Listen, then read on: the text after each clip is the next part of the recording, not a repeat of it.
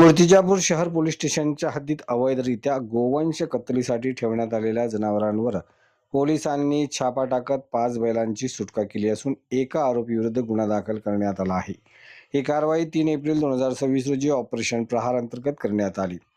पोलिसांनी दिलेल्या माहितीनुसार पोलीस अधीक्षक अर्चित चांडक यांच्या आदेशाने गोवंश कत्तलीस प्रतिबंध करण्यासाठी विशेष मोहीम राबवण्यात येत आहे. त्या अंतर्गत मिळालेल्या गोपनीय माहितीच्या आधारे मोहम्मदिया प्लॉट जुनी वस्ती परिसरात एका गोठ्यात गोवंश जातीची जनावरे कत्तलीसाठी अवैधरित्या बांधून ठेवण्यात आल्याचे समोर आले.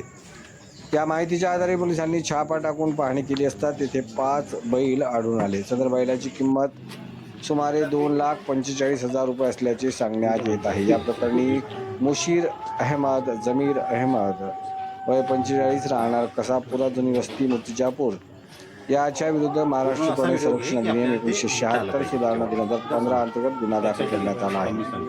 ही कारवाई जिल्हा पोलीस अधीक्षक यांच्या मार्गदर्शनात उपविभागीय पोलीस अधिकारी वैशाली मुळे यांच्या मार्गदर्शनाखाली पोलीस निरीक्षक अजित जाधव, पोलीस उपनिरीक्षक आशिष शिंदे, गणेश सूर्यवंशी यांच्यासह पथकातील इतर कर्मचाऱ्यांनी केली. कारवाई दरम्यान जप्त करण्यात आलेले गोवंश जातीचे बैल श्री पुंडलिक महाराज गौरक्षण संस्थेत सुपूर्द करण्यात आले असून पुढील तपास पोलीस करीत आहेत.